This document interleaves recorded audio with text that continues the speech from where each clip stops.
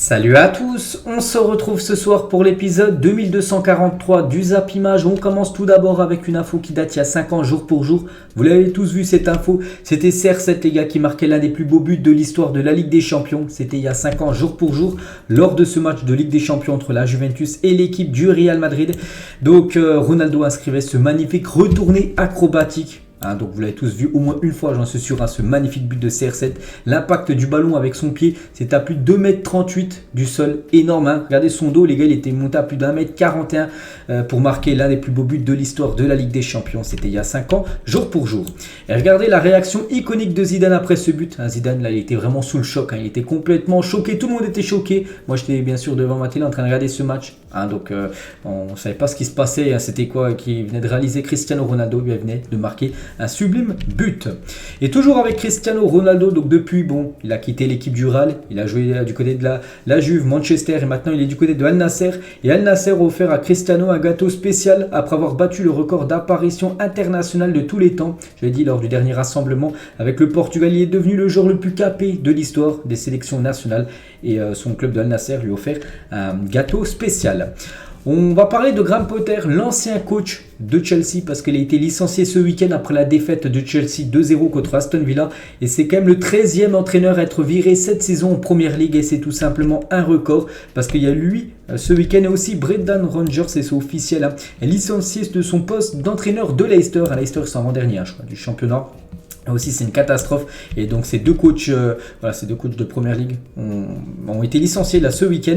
Et regardez tous les entraîneurs licenciés depuis le début de la saison du côté de la Première Ligue. Donc, Parker, Gerrard, Lampard, Jones, Thomas Tuchel, Ledge, Hasenhüttl, Marsch, Vieira, Conte, Rodgers et Potter. Donc, voilà, tous les coachs licenciés. Puis, je pense pas que c'est fini. Peut-être il y en aura encore peut-être 1, 2, peut-être 3 qui se feront virer d'ici la fin de la saison. Parce qu'il reste encore au moins une dizaine de matchs pour chaque équipe du côté de la Première Ligue. Donc, voilà, c'est un record actuellement du côté de la Première Ligue par rapport au nombre d'entraîneurs déjà virés en ce début de saison. Et du coup, du côté de Chelsea, qui est quand même une énorme équipe, surtout au vu des deux derniers mercatos, vous savez tout ce qu'ils ont investi. Donc, qui va devenir le nouveau coach avec des coachs actuellement libres, comme Nagelsmann, comme Conte, Pochettino ou Luis Enrique. Et le grand favori reste quand même Nagelsmann. Nagelsmann, c'est Fabrizio Romano qui le dit. S'il dit ça, c'est pas pour rien. Nagelsmann est le candidat favori pour remplacer Potter en tant qu'entraîneur de Chelsea. Donc, voilà, ça peut être à tout moment. Ça peut être aujourd'hui, ça peut être demain, ça peut être peut-être dans une semaine, ça peut être en fin de saison, ça peut être une option aussi. Voilà, Nagelsmann, c'est le grand favori. On va parler d'un autre entraîneur, Pochettino, qui est aussi parmi les 4 pour entraîner l'équipe de Chelsea. Mais lui, c'est le grand favori plutôt pour prendre la succession d'Ancelotti au Real Madrid, parce qu'Ancelotti a révélé, il a dit de ses propres mots, qu'il avait été contacté par le Brésil, on le sait depuis quelques temps, mais là, cette fois-ci, c'est Ancelotti, a dit qu'il y a eu des contacts avec le Brésil. L'équipe nationale brésilienne me veut, et cela me réjouit, ça me rend heureux, mais je veux remplir et respecter mon contrat. J'aime le Real Madrid et je resterai ici jusqu'à ce que le club me le permette. Un petit rappel les gars concernant Carlo Ancelotti, il est en fin de contrat. Ça sera en juin 2024. Il lui reste encore 1 an de contrat du côté du Real Madrid. Donc lui après il dit qu'il aimerait rester jusqu'à la fin de son contrat du côté du Real. Mais bon, on pense et on sent qu'il devrait quitter cette équipe du Real Madrid en fin de saison pour prendre le banc de la sélection brésilienne. On va parler de Jawen Hashdam, donc un joueur algérien, est écarté du groupe par Antoine Comboré pour le match face à Reims. Le match face à Reims a été joué, il s'est joué hier, il y a eu 3-0 pour l'équipe de Reims contre l'équipe de Nantes, mais on va revenir sur ça parce que j'en ai pas parlé à midi. Et pour cause, l'interdiction aux joueurs du FC Nantes de jeûner les jours de match, l'Algérien a tenu à continuer son ramadan, ce qui n'a pas plu à son entraîneur. Comboré l'a dit en conférence de presse, ils sont 6 à faire le ramadan du côté de Nantes et seul Jawen ne mange pas les jours de match. Pas de souci, aucune sanction. Les jours de match, je veux qu'il soit prêt à 100%. C'est une période difficile où on joue avec pas mal d'intensité. C'est pour ça qu'il a préféré ne pas le convoquer. Il a dit ça fait 20 ans que j'entraîne, j'ai toujours fait ça pour moi, pas de polémique, je suis entraîneur, je mets des règles en place, j'ai un cadre, les jours de match il ne faut pas jeûner, ceux qui décident de jeûner, en gros de ne pas manger, ne sont pas dans le groupe. Donc voilà pourquoi en gros il n'a pas convoqué Hashdam lors du match hier contre l'équipe de Reims. Lucas Digne sur l'interdiction de couper le jeûne en plein match en France. Vous savez que c'est interdit. Il y a même tous les clubs français, les arbitres, tous ils ont tous reçu un mail que c'était interdit de couper le match pour que les joueurs musulmans puissent casser on va dire le ramadan. Donc Lucas Digne a réagi sur ça, il a dit sur Instagram 2023 on peut arrêter un match 20 minutes pour des décisions, la VAR, tout ça, mais pas 1 minute minutes pour boire de l'eau. Donc c'est incroyable ce qui se passe en France, alors qu'en Angleterre, voilà, dans les autres championnats, bien sûr, il y a eu des petites interruptions, tout ça, pour casser le ramadan pour les joueurs bien sûr musulmans, alors qu'en France c'est interdit. On va parler de Youssef Belaïli, le joueur de l'AS Ajaccio. Le problème les gars, c'est qu'il n'est pas revenu de la trêve internationale, donc il n'aurait pas rejoint Ajaccio, il n'a pas joué lors du match ce week-end. Malgré la fin de la trêve internationale, l'international algérien serait mécontent de la direction corse et serait actuellement à Oran, donc en Algérie. Le club attendrait son retour, ne souhaiterait pas faire de polémique. Donc voilà actuellement la situation de Youssef Belaïli. On va parler du Paris Saint-Germain, bien sûr une équipe qu'on parle beaucoup parce que le PSG c'est un flop total depuis quelques mois. Donc Daniel Riolo l'a dit dans l'After RMC, la saison qui a marqué les esprits c'est 2007-2008, le PSG manque de descendre. Cette saison-là, les supporters parisiens ont vécu beaucoup plus de bons moments et de meilleures émotions. Le PSG avait fait les 2 finales de coupe et il y avait beaucoup plus de vie et d'âme qu'actuellement bien sûr. C'est une équipe qui vivait beaucoup bien sûr, malgré que le PSG jouait le maintien en 2007-2008. Ils avaient gagné un match, je crois que c'était à Sochaux qu'ils devaient absolument gagner, sinon ils descendaient, ils avaient gagné ce match. Mais voilà, il y avait plus de vie, les supporters étaient totalement à fond, même si on sent aussi des supporters à fond derrière les joueurs. On sait que le PSG maintenant c'est un petit peu perdu l'âme depuis quand même le rachat du club, parce que en gros ça floppe énormément en Ligue des Champions et ça commence à peser, on va dire mentalement au fur des années. Et Riolo il a dit, Galtier s'est trompé d'adresse, mais quelqu'un lui a donné l'adresse, le club ne ressemble à rien, le niveau de jeu n'a jamais été aussi mauvais dans toute l'histoire du club. Donc voilà, les mots forts quand même de Daniel Riolo par rapport à cette équipe du PSG. Et on va parler d'un joueur qu'on parle beaucoup, bien sûr, c'est Léo Messi. Et Messi à la fin du match hier, donc il n'est pas parti saluer les supporters. Après, n'oubliez pas qu'il a été sifflé, on peut comprendre qu'il est parti directement au vestiaire. Une petite photo de Messi hier à la fin du match. Et Messi, les gars, donc hier, il avait joué son 50e match en Ligue 1. Il y a eu un tweet officiel de la part du PSG sur leur page. Léo Messi dispute ce soir son 50e match en Ligue 1 avec le PSG. Je suis allé regarder les commentaires des supporters parisiens, ce qu'ils disaient par rapport à ça. Et regardez les 5 premiers. Tu ouvres les premiers commentaires. Le premier, c'est espérons que ce soit le dernier match avec le PSG. Le deuxième, il a dit un de plus en trop, rien à faire, on espère le dernier, il vomit sur le club. Il y a un qui a barré Léo Messi, on s'en fout qu'il dégage. Donc voilà, il y a vraiment une rupture totale les gars entre le PSG et Léo Messi. Donc voilà, c'est pour ça que les gars, ça sent quand même le départ de Messi. Du PSG devrait rejoindre le Barça, enfin d'après ce qui se dit.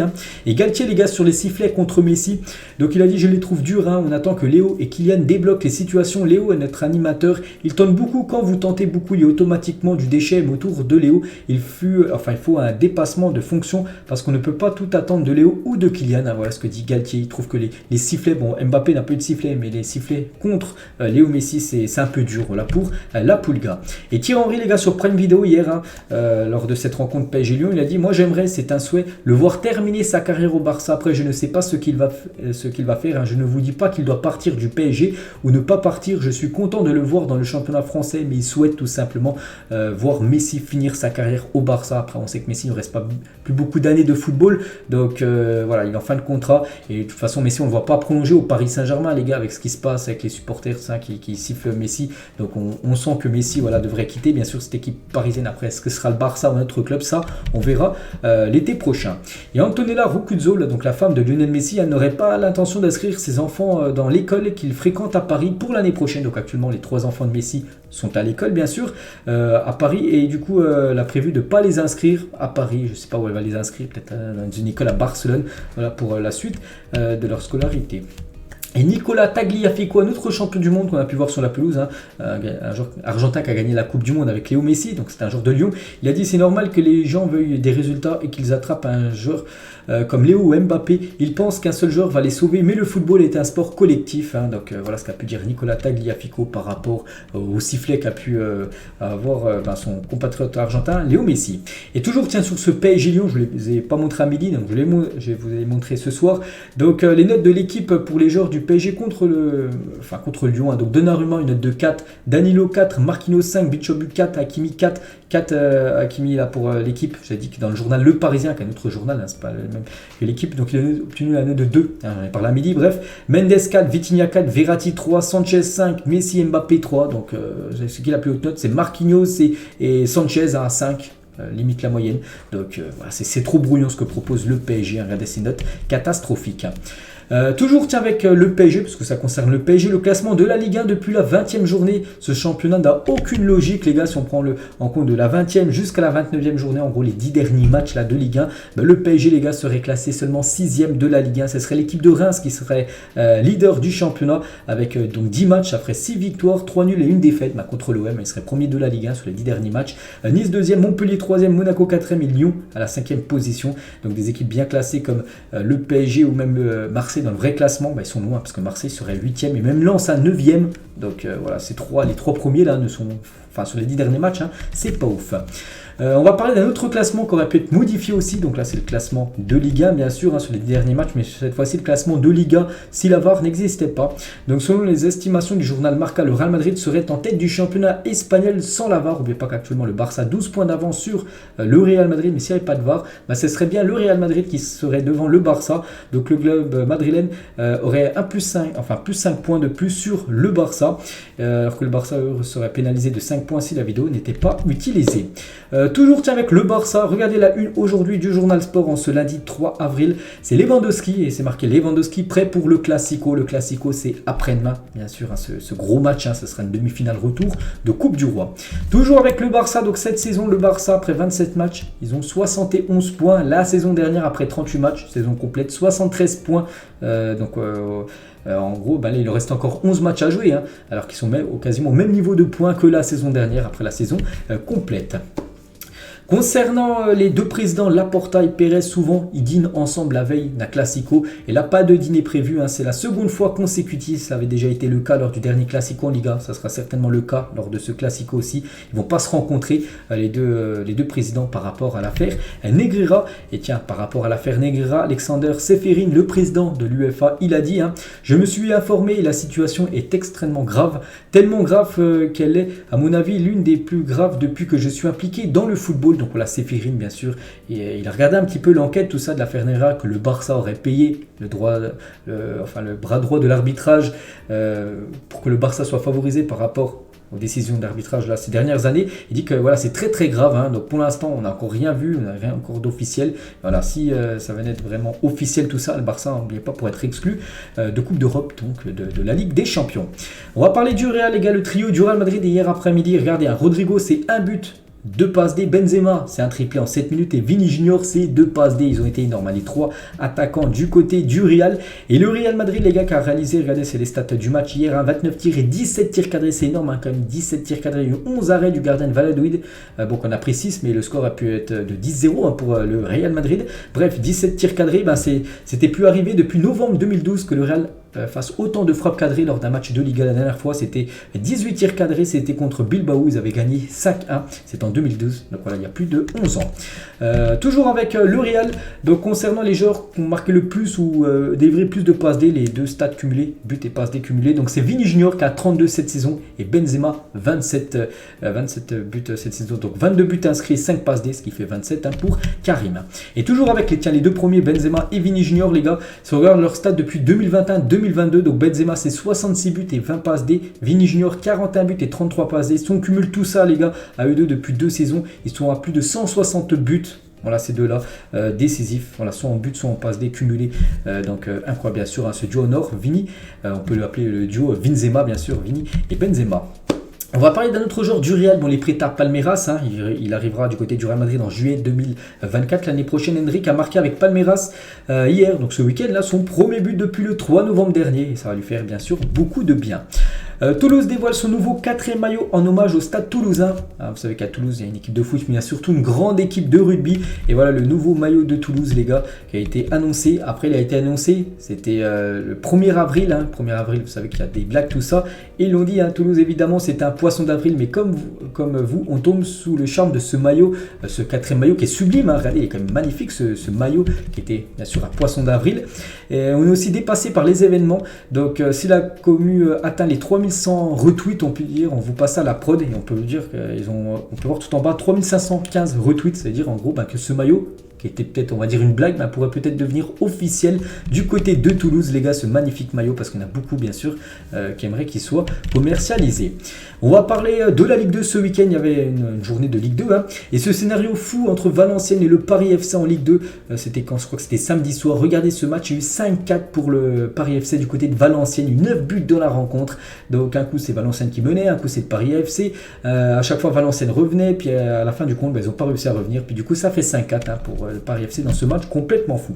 Toujours avec la Ligue 2, on va parler de ce joueur, les gars, Georges Mikotadze, donc un joueur georgien, il a 22 ans, il a inscrit donc ce week-end son 15e but avec Metz cette saison, et un magnifique but en plus. Les Messins sont invaincus depuis 16 matchs en Ligue 2, ils ont l'ambition de monter en Ligue 1, cette équipe de Metz. Donc lui les gars, pour parler de ce joueur, c'est 28 matchs, 15 buts et 6 passes D, donc si Metz ne monte pas en Ligue 1, il y a des chances qu'il quitte l'équipe de Metz après une saison magnifique qu'il est en train de réaliser. On va parler aussi de ce match les gars qui a eu lieu, tiens c'était le 2 avril, on peut voir hier à 13h, bref, c'est du côté du championnat du Pérou. Donc regardez les gars, le score au bout de 8 minutes de jeu, il y avait déjà 2-2. Donc première, 30e minute, il y avait déjà 2-0 pour l'Alanza, l'équipe visiteuse. Et 6e et 8e minute, égalisation 2-2. Donc score final, il y a eu 3 partout entre ces deux équipes. On va parler de Nathan Raymond, a délivré 3 passes décisives et marqué ce but magnifique dans le derby Fenerbahçe-Beşiktaş. Il y avait un gros match ce week-end. Et ce joueur, les gars, a marqué quand même, enfin il a délivré plutôt 3 passes décisives et marqué un magnifique but. Donc voilà, décisif sur tous les buts inscrits par son équipe.